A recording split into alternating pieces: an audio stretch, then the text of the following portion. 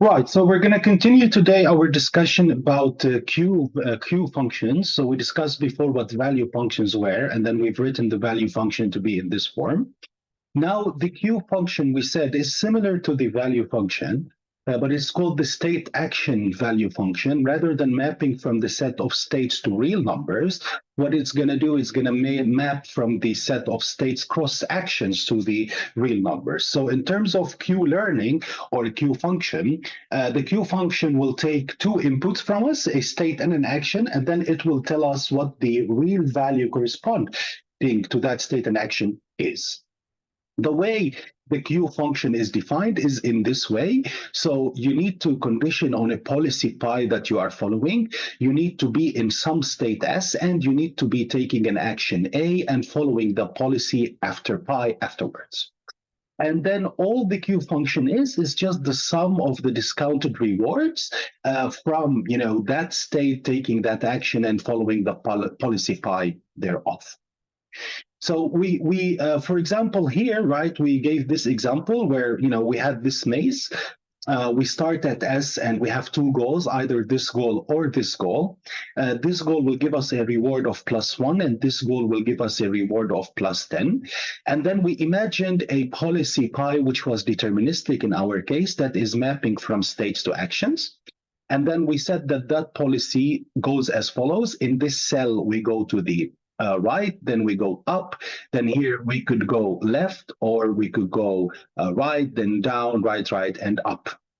So that was our policy. And then here we had a pictorial depiction of what our Q function would look like. So the more blue, the bluer the color, the higher the Q values are, and the less blue the color, the less the Q values are. Now, please notice that now each cell is split in four, right? So it's split in four quadrants corresponding to the action, because now when we want to represent the Q, right, it's different than representing the V, because now we need the action and the state, right? So for every state we imagined, we have four actions, right? And we just split this into a quadrant of four. So this corresponds to the action going up, this corresponds to the action going right, this corresponds to the action going down, and this corresponds to the action going left. But of course, here we cannot do this because, if we go down, we stay in the cell. If we go right, we also stay on the cell because there's the obstacle. And then we color the value or the Q value of those cells depending on which action we've taken in what cell. And the more blue, the bluer, the higher the Q value. So you can clearly see, for example, here that if we are looking into this action here, which is in this quadrant going up, then we see it has a very high blue color because that would give me a high reward. However, if I decide to take this action here, for example, in this quadrant, the action of go right, then we'll also have a high blue color because we will get to the reward or to the reward +10. Okay. So now, given a Q function, right? Given a Q function, right? The question will be, right? What is the policy that we can get from the Q function? So imagine, we have a Q function that looks like this, right? So that's the Q function that looks like this. And now the policy prime, so the updated policy, the new policy that I will get from the Q function is going to be a greedy policy in the Q function, we call it, which means that it's going to be taking the argmax over the actions of Q pi of that stated action. So if I'm at any state, all I'm going to do is I'm going to kind of enumerate all the possible actions in this state. So we're working with discrete states, discrete actions for now. And then when I enumerate all the possible actions, the policy pi prime will just take that action which has the maximum Q value. So for action A1, action A2, action A3, action A4, we will have a different Q value, Q1, Q2, Q3, Q4 for that policy pi, which is given by this, right? And now the new pi prime will be taking the action that will correspond to the maximum Q value in that state for all those different four actions, okay? So given that your current Q under the policy pi looks like this, what do you think pi prime will look like? Right? So what would the pi prime, which is the arg max in this Q pi look like? Okay, well, it is important to note, right, that for us to figure this out, let's look at this figure, right? So for example, if we are in this state, right, in this cell here, what is the action that maximizes the Q value? Well, okay, from the blue colors, you see, we said the more blue, the higher the Q. That means in this state, we should definitely have an action going up because that's the one that corresponds to the highest Q value. So it couldn't be that one, right? Because it's going back and this has a higher Q value. So it's probably one of those, either this, or that, right? Okay. And so forth for the others. So now if I am, for example, in this state here, right? If I am in this state here, well, there are four actions I can apply. So there is this action going up, which doesn't give me anything because I'll stay in the same state, or I cannot execute this action really. If I go back, I get some Q value, but that's less blue than going right, you know. And if I go down, I cannot go down, so I'll stay in the same cell, or it's not an allowed action. So now you notice that in this, the argmax will correspond to this action, which is going to the right. So here we should go either to the right, and to the right. Okay. Now when it comes to, for example, this state, let's look at this state, right? So if we actually look at this state, we notice that there is some Q value if we decide to go to the left, but there's a higher Q value in this quadrant action if we decide to go to the right. So in this state, right, we should be going to the right. Okay. Now what about this state? Well, if we look at this state, the Q value of me going in this quadrant, so going to the right, is higher than the Q value of me going here, right?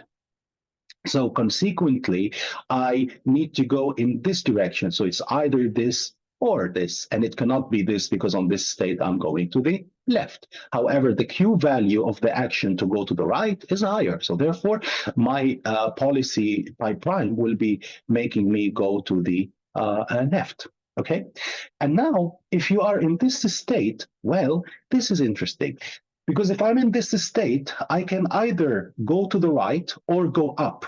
And if I go left or I go down, I'll stay in the same cell, right? This is not allowed action because, you know, I'm at the edge of the grid. So now you notice that if you go here, you get some Q value, but that Q value, because it's kind of discounted far away from this 10, you know, it's going to have a lower Q value than you deciding to go up directly, right? And then figuring out that Q value.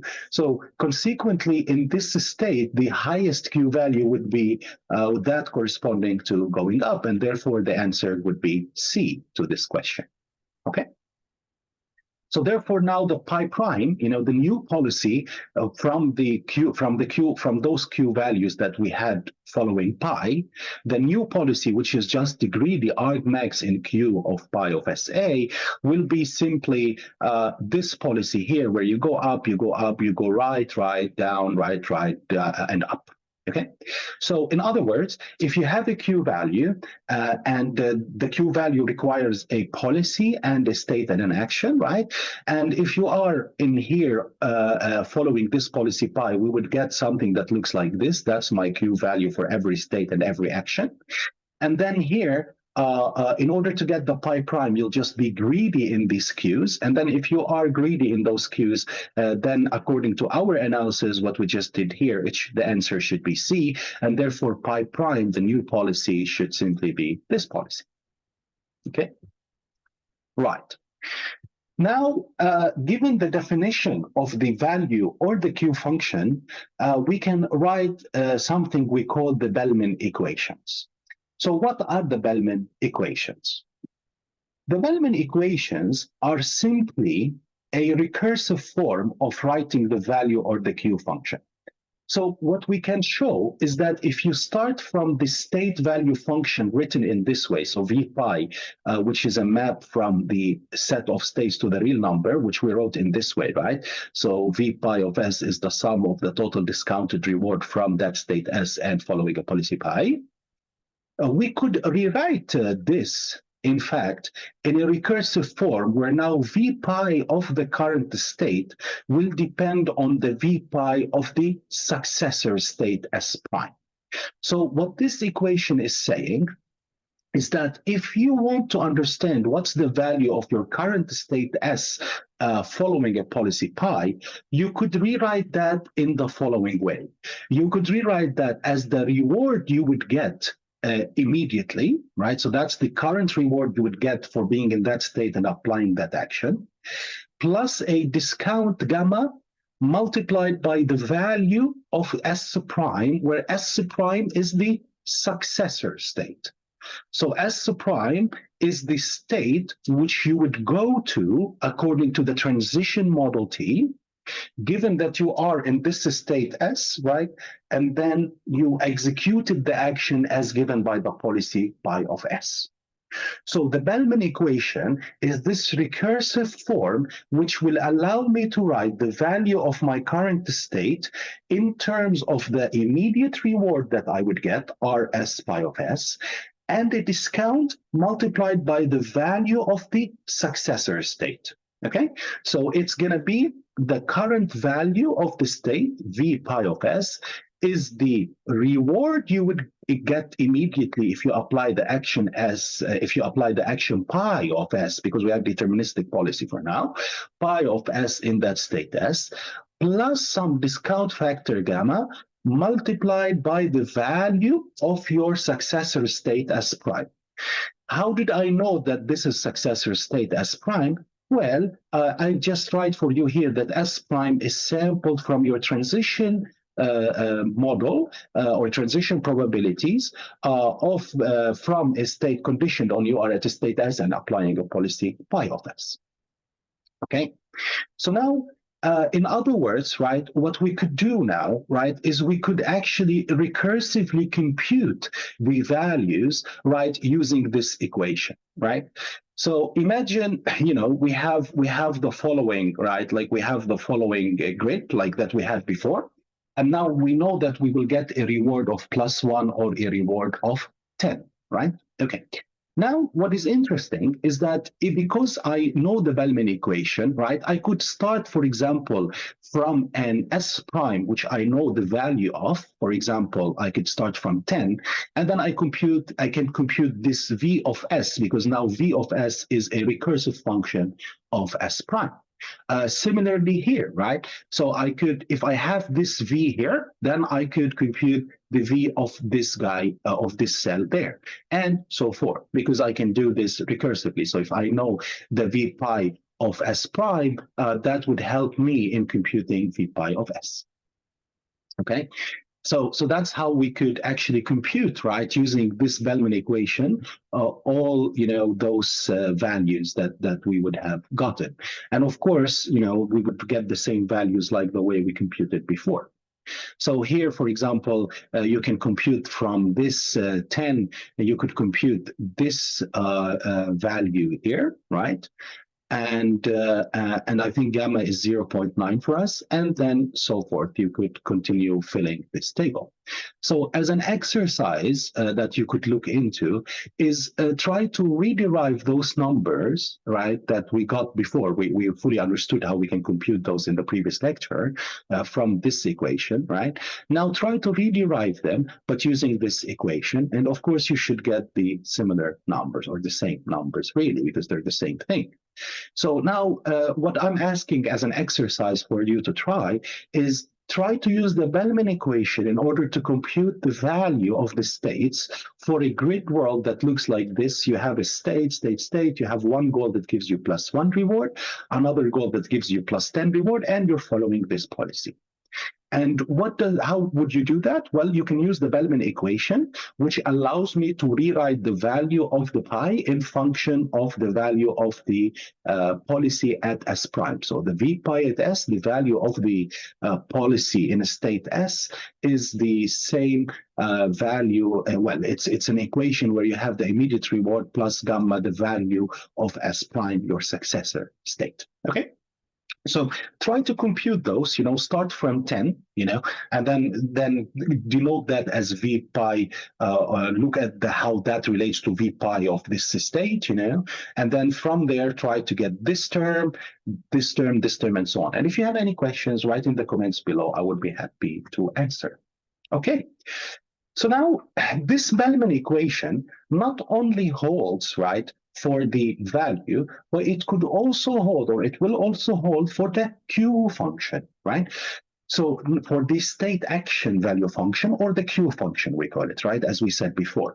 So we said that the Bellman equation would allow me to rewrite V pi of S in terms of the immediate reward plus V pi of S prime, right? Kind of, what happens in the future. So the value of my current state is the immediate reward plus the value of the successor state that I would get to. Now, if we have it in terms of the state action value function instead of the state only, so if we have a Q pi of S and A, and remember, we understood what Q pi of S and A is, right? So it's just the sum of the rewards given a policy pi you're following and a state S and an action A, right? So we know that, right? Now, you could also rewrite this in a Bellman equation form, right? So you could also rewrite this in a Bellman equation form. So now the question, right, is what would you think, right, the Bellman equation for the Q would look like, right? So what do you think it would actually look like if the policy pi is stochastic, right? So out of all those, right, which one you think is the Bellman equation that corresponds to the state action value function? Okay, so we have the Q pi is equal to R plus gamma Q pi S and pi of S prime. Now notice, right, this notation is weird if your policy pi is a stochastic. What does this mean, right? So we should take kind of an average over all the actions. Or it would be R plus gamma Q pi S prime pi of S prime, or it would be an expectation over the transitions and over the actions of this, or it would be, again, expectation over the actions and transitions of that, or it would be expectation, action, of transition over that. And the answer to this problem would be this equation here. Why? Well, let's look at it. First of all, my policy pi is stochastic, right? So as I am averaging, over my successor states that I would get from my transition model, I should also average over the possible actions that I would actually get from my policy. So therefore, my expectation, because now my policy is stochastic, right? It should be over S prime, coming from the transition model, and also the action A prime coming from my policy, right?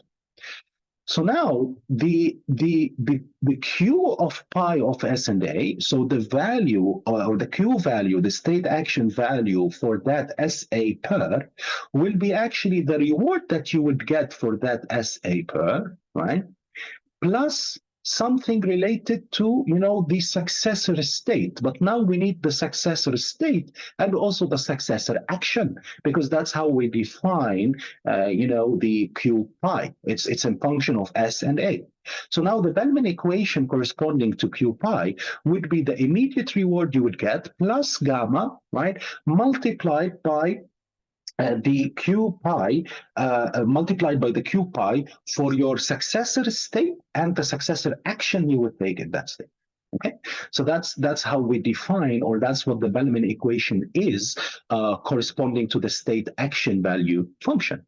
It would be q pi s and a. We can again write it recursively in terms of q pi s prime and a prime, so the q pi for the current state and current action, right, will be q pi for the successor as a function of q pi for the successor state and the successor action. Now, to intuitively understand this, notice that, if I do q pi of state and action, right, when I apply state and action, it's as if I am doing kind of a transition in my head, right? So this is not exactly equivalent, just an intuition, right, to map it back to this v pi, but you are at S and A, right? And that's kind of like S prime, because it's like S and A, you go to a new state, right? And now what you really are looking for is the recursive equation in terms of the S double prime, which is really kind of S prime and A prime. And that's why you would get q pi of S and A to be equal to the average over the successor transitions, average over the actions you would take, right, in that successor state, and the immediate reward plus gamma times the q pi of the successor state and successor action you would apply in that state. Okay? So this is the Bellman equation for the value, and this would be the Bellman equation for the state action value function. Okay? Now, what are optimal policies, right? So here we discussed so far what the value is, right? We said that the value is just simply this, sum of discounted rewards that you would get from a state S following a policy pi. Then we said that the Bellman equation allows me to rewrite this recursively, right? And now, what is an optimal policy, right? Well, an optimal policy is that policy, right, which would actually maximize, right, maximize a function of pi, which we call j pi, okay, which is nothing but the argmax over the policy pi of the value from a state as 0, okay, averaged over the possible states as zeros that we can sample from an initial state distribution. Okay, so the optimal policy pi, right? And of course, this initial state distribution could be, could be, for example, uniformly equal on any state in your grid, or in your world. So once you have v pi, actually, right, what you could do is that if you're given v pi, for any state S, your optimal policy pi star will simply be that policy, right, argmax over pi, that policy, which will maximize the value of v pi, the expectation over S0 of v pi of S0. Now, notice that, right, this v pi star of S is actually equivalent or equal to v star of S. So if you're able to find the optimal v star, then you can actually infer from that your policy pi star. Okay, so let's repeat this slowly just to fully understand it, right? So notice that I can define my v pi in terms of this Bellman equation. And now the optimal policy, so optimal action selection rule, is that action selection rule pi star that will maximize, it's the argmax over all the possible policies, right, of the expectation of v pi of S0. And now notice that v pi of S star is equal to v star of S. Now let's write down this equation a little bit in more details to better understand it, okay? Now notice that v star of S, right? Well, we could simply use, right, this equation, this Bellman equation, right, in order to write down what v star of S is, right? So v pi star of S is. Now, because we're following the optimal policy pi star, right? So we're following the optimal policy pi star. In this equation, we're going to replace, right, the pi by pi star. Anywhere we see pi, we're going to replace that by pi star. So here we said that we're going to work with the Bellman equation. So we're going to write E over S prime coming from T of conditioned on S and pi star. That's the policy I am following. And then here I have R of S comma pi star, because instead of pi, I'm going to put pi star. That's the policy I'm following. I'm following the optimal policy. And then plus gamma V pi of S prime, which will be V pi star of S prime, but V pi star is V star. So then we have V star of S prime. Okay. And now the Bellman optimality, right, is that we can say that this is equal to the maximum over all the actions A, right, of the expectation of S prime coming from T of S and A of R of S and A plus gamma of V star of S prime. So what did we do here, right? Notice that, right, what we are trying to say, yeah, is that if you know V star, right, if you know V star, right, of S prime, you can compute V star of S by simply taking the maximum over the actions A that will maximize this equation here, right? So the idea is that if you think about it, what's really happening, if we know V star, right? If we know V star, what is really happening, you will take from, this transition, all the possible actions you could take that will get you to different S primes, right? And now as you get to different S primes, we use the V star which is the optimal value function, to compute which one of those S primes has the best value, right? And then multiply that by gamma, add to it the instantaneous rewards, and that's how we would get the V star of S or V pi star of S, okay? So in other words, the optimal policy pi star that you could execute, in a state S, okay, is that which corresponds to the maximum transition you can take that will have the optimal V star of S prime, as we just said. So let's slow down, right? What we are saying here is that the policy pi star of S, yeah, is equal to argmax over all the possible actions you can take on the average over all the possible transitions you can take from those actions. So that's how we get the S primes of the instantaneous reward plus gamma multiplied by the optimal value of S prime, right? So kind of you're being greedy in this V star of S prime, and that's how you are getting your pi star of S, okay? So your optimal policy pi star of S, right, is now going to be nothing but the argmax of the immediate reward you would get plus gamma V star of S. Okay, so gamma the optimal value of the optimal value V star of S prime. Okay. Now, what is interesting to note, actually, right, is that you can notice that in fact this term here, right, would be nothing but the Q star of S and A. So consequently, you can also compute the optimal policy by knowing the optimal Q value S and A. Now, why is this the Q star? Think about it and let me know in the comments below. But it should be relatively easy to see, right? Once you have a look back at our Bellman equation, right, for the state action value function. Okay,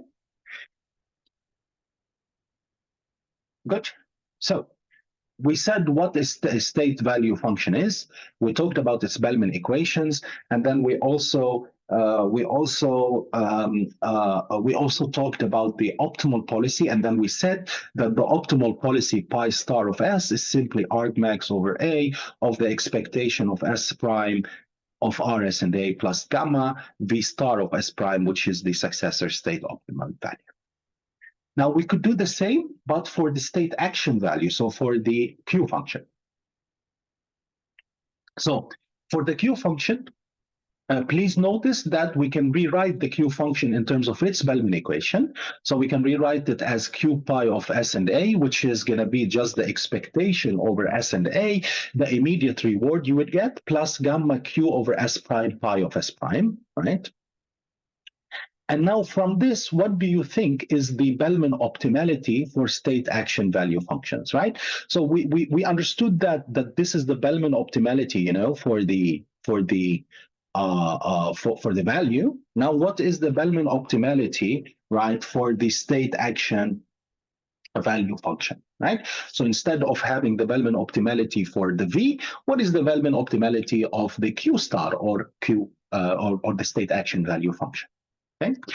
Now the answer would be this. And why it's this? I mean, we could just compare, if you want, intuitively this to that.